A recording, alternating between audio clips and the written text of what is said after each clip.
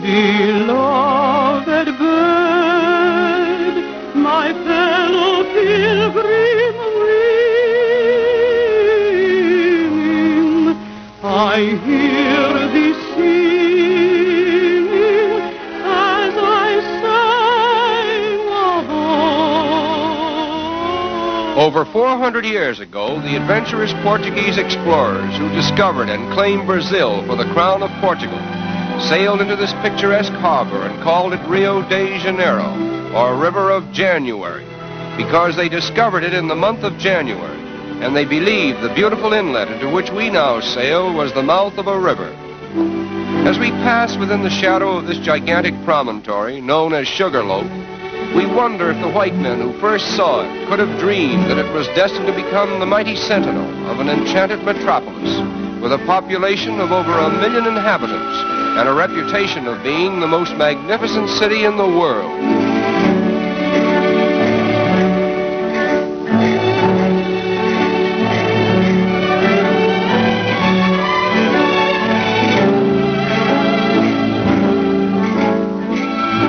Passenger ships arriving at Rio today literally tie up at the foot of Main Street and immediately become a picturesque part of the skyline, as well as a convenient point of egress to the city itself. Rio de Janeiro is not a manufacturing city. Therefore, there is a preponderance of foreign goods on sale in all the smart shops.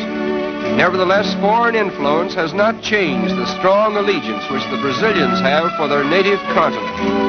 They proudly proclaim themselves South Americans, and they very much resent the North Americans' alleged monopoly of the word American.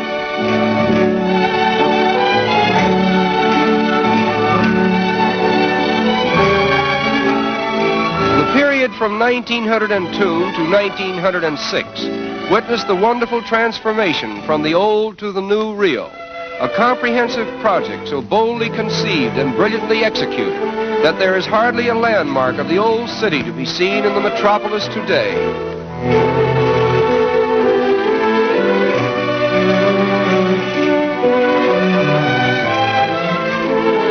The most unique feature of the clean and spacious streets is the decorative mosaic work that adorns the sidewalks.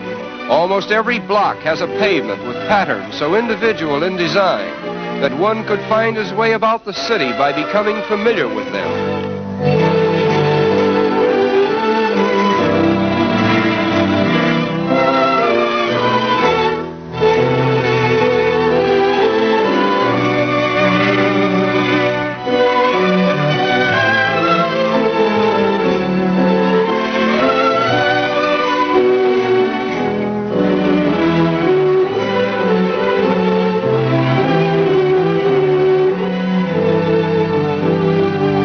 Rio is particularly noted for its numerous and colorful parks, which are scattered in picturesque profusion throughout the city.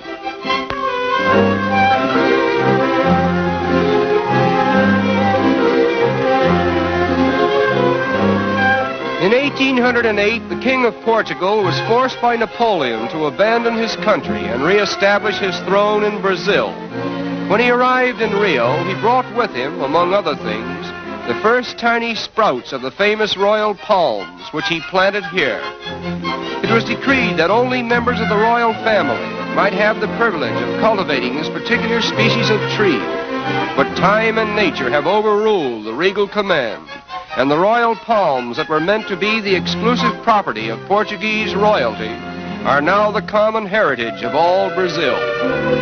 The outstanding landmark of Rio is Sugarloaf Mountain, and from whatever angle one may view it, it forms a most impressive picture.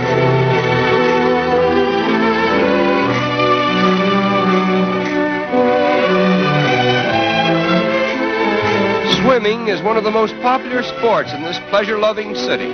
Consequently, many attractive swimming clubs have been erected along the picturesque shoreline. The architectural designs of these clubs are unusually distinctive, and many of them are actual reproductions of famous institutions in Spain and Portugal. Among the many fine boulevards in this city of splendor, the most beautiful is the Avenida Beira Mar, with its marble promenade encircling the waterfront for a distance of 5 miles.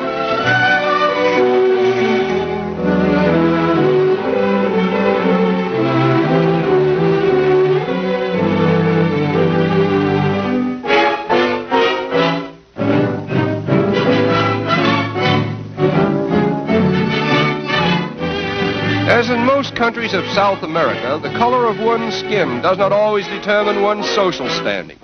As a matter of fact, the racial color line seems to be so thinly drawn that it has become a haven of toleration for all races. Nevertheless, the Portuguese language still prevails.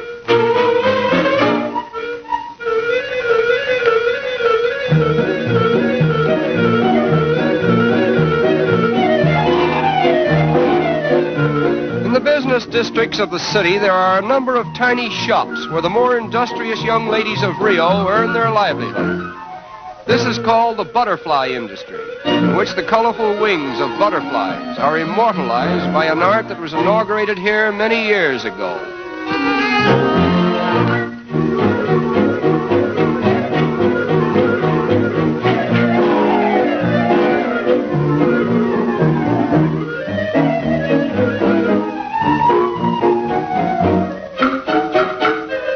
A design is first painted on glass, and the delicate butterfly wings, which have been carefully assorted for their best colors, are cleverly worked into the design and held in place by adhesive tape.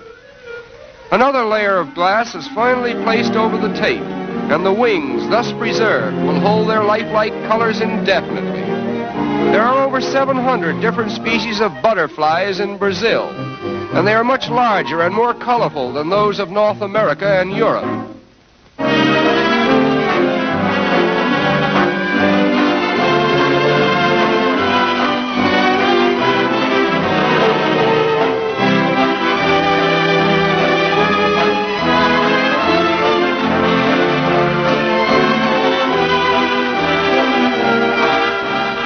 The completed articles consist of tea trays, vanity and jewel cases, bonbon dishes, and decorative pictures designed to glorify the city's landmarks. And needless to say, the predominating design is Sugarloaf, the center of attraction for all eyes that glory in the magnificence of Rio de Janeiro, the city of splendor.